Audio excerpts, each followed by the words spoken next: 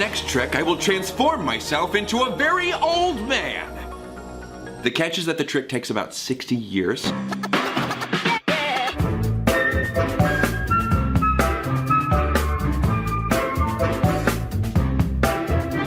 What is up, everybody? Hope the year has been going well for you so far. Mine has been nice so far.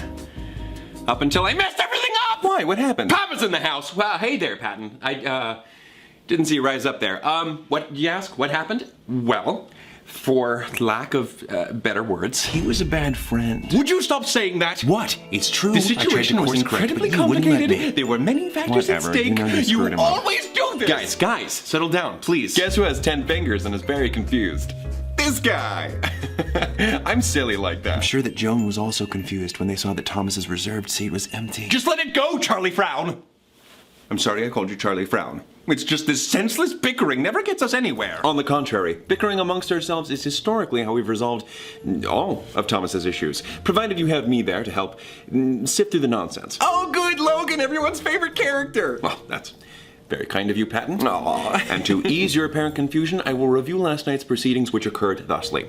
Thomas was having another mundane evening in where he whiles away useful waking hours by consuming content he's already watched 15.5 times before. But, like, have you watched The Office bloopers? As a matter of fact, I've watched it 15.5 times because I am a part of you. But Thomas had forgotten that just a little while ago he had told his best friend Joan that he would attend a staged reading of a play that Joan had worked so hard on. You forgot? I mean, basically... In his downtime before the reading was to take place, Thomas was invited to hang out with this one particularly dashing fellow, which is a unique happenstance, let me tell you. And Thomas, sweet Thomas, innocently acquiesced. Yeah. Well, you should have no trouble at all explaining that to them. But midway through hanging out with this dude, Thomas remembered where he was supposed to be, supporting his best friend Joan.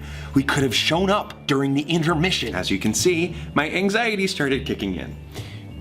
But my hopes and dreams had something else to say. This fella was so flippin' cute! I mean, who knows? He could have been the prince of your dreams, other than this prince of your dreams. It was worth it to stick around. And besides, you had missed the first act by that point. It was already too late. And so they continued to fight the whole rest of the night, and I never left to go and support Joan. Looking at it objectively, so you guys can sit this one out, would Joan have wanted you in attendance for only half of the reading? I don't know, it's just being there for the sake of supporting them. And then this morning they sent one text. Where were you last night? F-word face. Look. I mean, what do I say? The truth is honestly so bad. Well, the only alternative to the truth is a fabrication in order to ease their concerns. Oh, that's what you're implying that we should do, isn't it? Maybe. Lying is only going to bring about more trouble, Thomas. You know this. Then how would you describe all of the acting and performances he's ever done in his life? I mean, that was all acting in a way, and that wasn't so bad. Yeah.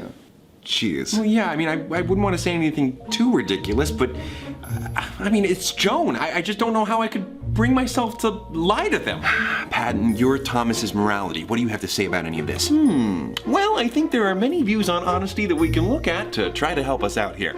Let's look at Kant. Whoa, good night, everybody. No, Immanuel Kant, K-A-N-T. He was a 19th century German philosopher who believed you should never lie, no matter what, because to lie to someone would be treating them as a means to your end rather than their own person with their own ends in mind. Listening, Roman? Well, there goes the acting profession. I mean, never lying at all? Well, there's the thing. A dilemma was presented to Kant by French philosopher Benjamin Constant. Essentially, it was, what if a known murderer came to your house asking where your friend was so they could kill him? Would you tell the truth then? No, not Joan! Never! Joan! He seems to like his friends. Kant's response, yeppers, you should still tell them the truth. Kant believed that you were not responsible for the actions of the murderer, and you should just keep your hands clean. Oof. Yeah, doesn't sound great, huh, Birch? Wow, Patton. Referencing famous philosophers? I'm impressed. Well, I'm morality. I gotta know my stuff. Impressed isn't the word I'd use. The point is, many people think Kant is just a bit idealistic. The death of my friend is not ideal. So you think Kant is wrong? Yeah. Therefore, it's okay to bend the truth whenever it's appropriate. And totally okay to violate the trust of your close friend. Oh, don't be dramatic. That's my job. Lying could mean the best of both worlds. So don't feel low because we weren't at their show. Patton, I thought you said lying was wrong. Well, it's all about priorities, friendo. What's more important to us? Joan's feelings or honesty? That's bordering on what's known as moral particularism. See, I know things too. Okay, but I just don't know if I can lie to Joan. Of course you can. You simply speak as you normally would, except rather than communicating information or an idea, let me know if I lose you, you communicate a falsehood. No, I understand that I can functionally lie. I just don't think that I can lie to Joan without feeling like a big jerk. Maybe you just need some practice. Joan, don't hate me! Sorry, it's still me. Prince Roman. I just thought maybe we could try out lying to Joan to see how it feels. I mean, what did we establish this whole shape-shifting thing for if we're never going to use it? We have this device at our fingertips. We never use it. No, that's not a plan. You're not Joan. I don't know how they'd react, and I'd be lying to their face several times. That's just a punishment. Well, if you're considering lying to Joan, maybe you deserve to be punished. Thomas has a point. If we truly are considering distorting Joan's reality as a means to our end, we might need a strategy. Would you stop phrasing it that way? That is literally what is happening here, Thomas. DWI. Driving while intoxicated. No. Deal with it. Well, how about we work out that strategy, huh? You know, we got a good old Joan lookalike here, so all we gotta do is set the stage. That's it. No, wait. Stage? That's it. What's it? All the world's a stage, Thomas. So if lying truly is no more than acting, then we, you and I, Thomas, shall play the part. Are you with me? Are you following what I'm saying? Lights up on Roman disguised as Joan inside your brain. I wake up and I gotta try to train my guy to lie to Jane. Stop. Wait, Jane? Joan didn't rhyme there. Welcome to the Mind Palace Theater, Thomas, starring me, Roman, for one night. Joanly. Wait, Hugh Jackman is in this? No, his understudy is going on tonight. Who's his understudy? Me! Of course. Tonight I bring you a play in 4 acts. 4, that's excessive. There will be a 15-minute intermission, or maybe just like 3 15-second ads that pop up in the middle of the video. Just go with it. But let's not forget all of the people making this possible. Logan, our stage manager / dramaturg. The correct pronunciation is dramaturg, the researcher of the plays and operas being put on. That's why you got the job, buddy. Also, can't forget our awesome, hard-working techie, Virgil, our utterly delightful go-between for the operation of the lights, the set, the costumes, the props, the actors, So many things. And Patton is our amazing director. What? No, I'm the actor, director, and writer. I'm basically Orson Welles. Oh, please, right? You know how I love cartoons? Let him be director. We need an audience, Thomas. Theater is literally not theater without an audience to laugh when I say something funny and clap when I do something awesome. You know he'll still do those things? Come on. Fine, Patton, you're the director. Yay! Act 1. I'm not even on the stage yet. I'm not even on the stage. Thomas! It's Mother's Day, and I'm wondering where my little gifty-wifty is from my cutie oopsie-poopsie pants. Emphasis on the oopsie because you were a mistake. I have several questions here. Are you my mummy? Doctor Who reference? Fantastic. Why are you playing her like that? You know my mom. You know her. It's a hypothetical scenario, Thomas. Just go along with it. Fine. Thomas, did you get me a gift for my 3rd favorite holiday? My 3rd being, Groundhog Day, my 2nd being my birthday? Did I get her a gift? No, I didn't. What? Sorry. You don't love me? No. Shut up! I hereby disown you as my son! End scene. Roman, that was a beautiful portrayal of a mother betrayed by her son. Oh my gosh, thank you. Thank you so much. I was afraid I went a little too method with it. No, it was perfect. Thomas, I didn't love your approach to the character. I mean, that sure could have gone better, huh, guys? Yeah. Okay, but that's not actually what would happen. Oh, I'm sorry, Thomas. Do you know how any and all future events will play out should they come to pass? Well, obviously I don't, but I mean... Logan, does Thomas have that information? No, he doesn't. Didn't think so. All right, let's run it again from the top with more feeling this time. I thought Patton was the director. Right. Patton, could you tell us to run it again from the top with more feeling this time? Oh, sure. Let's run it again from the top. Oh, how I adore Mother's Day. It's the finest day in May. Oh, my beautiful son, I didn't see you there. Have you come bearing Mother's Day gifts? Oh, darn. I was on my way here to get you your gift, but it got lost. Oh, goodness, how? A homeless lady, ate it. What? What? Why? I left it on a free food counter like a doofus, and she mistook it for a free food sample and ate it. Oh, poor thing. Was she hungry? Very hungry. That's why I bought her lunch. We exchanged information, and she told me she would call me on a payphone when the gift later resurfaces. What the? Oh, no, thank you then. I don't want it anymore. But it's the thought that counts. I love you. And scene. Brilliant. Really? Logan, can you tell us more about that scene? That was a series of lies of commission, which is when the liar tells the subject an unmitigated falsehood, presenting fiction as fact. Fiction, like a heartwarming fairy tale. Sure, and even if your mom still wanted the gift, you at the very least bought yourself some time. And beyond that, you made yourself out to be an altruist. Yeah, except if we go that route, we should make a point to actually feed the homeless later. Totally. And most importantly, you spared your mom's feelings. Silver lining. But what if the mom finds out that he lied? Well, based on Roman's characterization, it's likely that some sort of betrayal-motivated disownment would take place. What? Act 2! Where were you for your Sunday shift? What is this? I'm your boss. No, I mean, like, what is this? You lied to get off work this past Sunday. Wait, I already lied? Like, I don't have a choice in that matter? No, Thomas, it's in the past. You did it because your boyfriend really wanted to spend the day with you. Boyfriend? What boyfriend? How many lies are we telling here? Action! That's not just for movies. Sanders, where were you on Sunday? We were slammed because you weren't there. I'm gonna start calling you Thomas Slanders. Boo. Hey, Mr. Doo-Doo Face McGee, which is your actual legal surname? No. Yes, and I should really come clean. My boyfriend wanted to spend more time with me, so I lied in order to have a free day to share with him. What? You're lazy and you're gay? You're fired! Scene. What the heck was that? You don't know if your boss is a homophobe? I would have wanted to work there anyway. If he hadn't fired me, I would have quit. Noted. Let's run it again, except this time the boss isn't a homophobe. Not a homophobe? Awesome. And Thomas, Try not to get fired. Gosh darn it, Sanders! Where were you for your Sunday shift? You better have a good excuse or I'll fire you. look, Mr. Doo-Doo Face, I have worked here at this job selling Hot Topic merch. No. Yes, and Nice. for 4 years now. You know that if I miss a day of work, it's probably for a valid reason. Good for you, Sanders. Looks like you finally grew a spine. I suppose you're right. Just don't make a habit out of it. Like your weird habit of gluing your butt cheeks together. What? Yes, and. Scene. Oh, well done. I mean, I almost lost character because the lights were too bright. I can only be so many places at once, dude. Dramaturg, any notes? Thomas, that technique you used right there was called a character lie. It is the act of covering up a truth by talking about oneself in order to throw off suspicion. By relying solely on your reputation, you completely evaded the matter at hand. Oh, cool. Yeah. Would you like to say anything, Patton? High marks here. You all are really putting on a show. Act 3! Ah, why?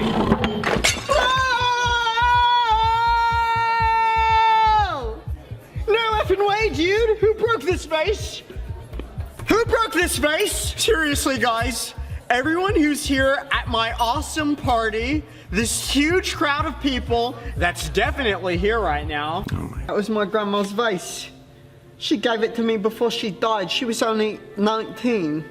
She was so young. She was like, take my vase. It was given to me by Dame Helen Mirren. She's a dame, right? Yeah. She's a dame, right? No. I swear to all things football and or skateboarding that I will find you. Where are you?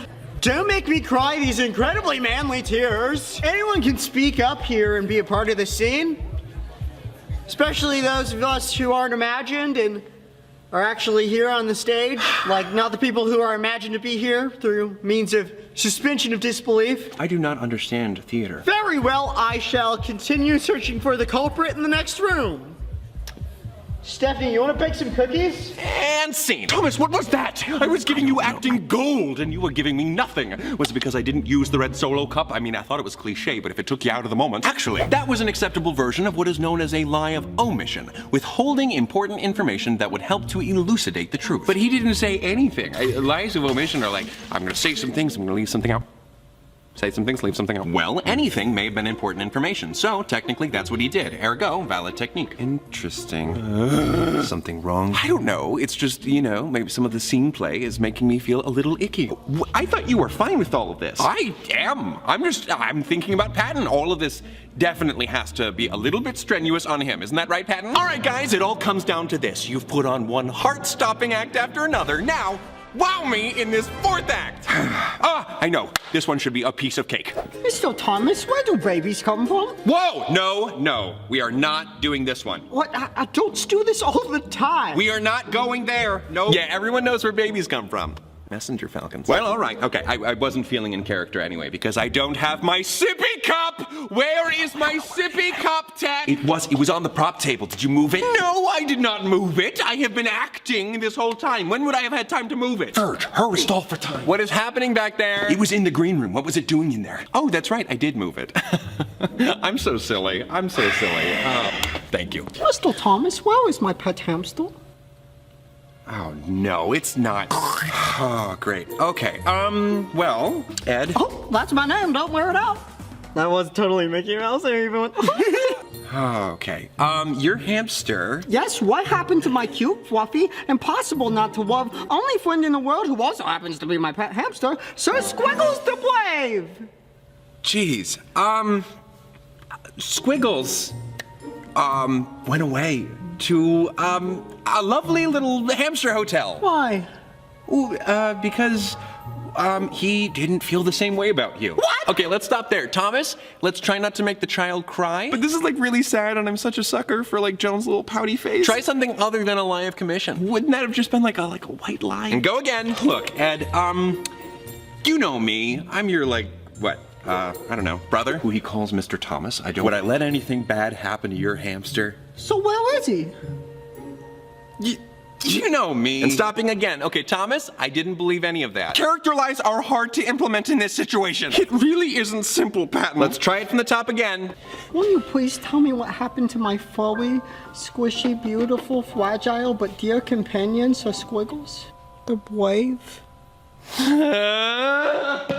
And scene. I'm sorry. That scenario should have been a little bit easier for me to lie so I could protect the kid, but this is all just making me feel really weird. Sadly, I have to agree. This whole night has been a fiasco. It's curtains, for sure. Curtains? No, I didn't. Oh, come on. Whatever. Fine. End it now. Well, all's well that ends well, I suppose. That did not end well. Could you, not rub it in? Because sure, I'll admit it did not end well. I thought it went well. You did? Well, I really don't know. Every theatrical performance is the same to me. Whether it's The Lion King or The Wiz, you can consider me one of les muses. You're attacking theater, but that was a strong couplet. Thank you. I have to know, was that trochaic octameter? I am big pentameter. Classic. Come on, guys, let's not give up now. Thomas, you don't want to make Joan mad at you, do you? No, I don't. But I feel like I would be mad or disappointed in myself if I were to lie to them about this. You won't if it's done correctly, right, Roman? I don't know. I think Thomas is right. When people go to see a show, they know that it's just a show. Yes. Whenever a person purchases a ticket to a show, there's an unspoken agreement between that person and the showrunners that what they're seeing isn't actually happening before them. For example, Ian McKellen didn't actually die at the end of Macbeth. Thank goodness. Oh my goodness, that man, he shall not pass. Virgil, buddy, I know you weren't too keen on it at first, but come on, could you stand to lose the support of one of Thomas's friends? Well, yeah, Thomas's friends make me feel more at ease, but Thomas lying would make me just as uneasy, and anyone who doesn't understand that should just shut up. Whoa now. Virgil, it's me. Aren't we friends? I'm not so sure we are. Thomas, I know this sounds backwards, but sometimes lying is good. But you've said before that... I know what I said. It doesn't matter. In this situation, it is the right thing to do, period. Patton, no. Yes! You're wrong on this one, buddy. I think what I need to do is accept the true course of action. If I've made a mistake, it's better for me to own up to it. I'm thankful that you all helped to guide me through these other options because it helped me to arrive at this conclusion. I need to tell the truth here. And it might hurt to do that. But whatever happens, happens. Wow, I'm so proud of you, Thomas. You're so mature. Thank you. I knew something smelled fishy here. I also smell it. I told Thomas to take the trash out. No, it does smell bad, but I was talking about Patton. Oh, you mean how he's clearly... Oh, I get it now. I don't! What is happening? You have to give us permission first. There are sides to everyone that they'd prefer not to know about. But you're the boss, Thomas. Any information you want to know, you can know. You just have to be open to hearing it. In other words, would you like to learn something new about yourself, Thomas? I don't know. Ooh, I don't know either, Thomas. You might not like what you find. Fine, tell me. Deceit! What? Deceit? Who's she? Never heard of her. Oh, I hate this guy and his creepy snake face. However, he is very kind. Love the new outfit, Roman. Thank you.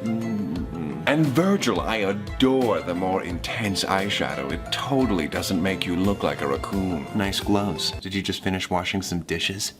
Yes. Why didn't I know about him until now? He had you convinced you're an honest person. But I am an honest person. Oh, you are, Thomas. You are a good person. Everybody says so. Nobody's a completely honest person. I try to be. That's a more honest statement. Given all the variations of dishonesty, lies of omission, lies of commission, etc., lies can be fairly difficult to avoid. According to Pamela Meyer, author of Lie Spotting, on any given day, you may be lied to between 10 to 200 times. She's also stated that strangers lie 3 times within the first 10 minutes of meeting each other. An average unmarried couple lies to one another in 1 out of every 3 interactions. Very few people are always honest 100% of the time. They're a very rare breed. So what, he made me think I'm a completely honest person so I didn't know he existed? You place distance between who you are and the lies that you tell. He is responsible for your doing so. Why didn't you guys tell me? If you really don't want to know something, he can keep our mouths shut. I can't believe that I fooled myself like that. You don't want to believe it. That's where his power comes from. Things that you want to believe. Things that you wish were true. And things that you wish weren't. What you don't know can't hurt you. Falsehood.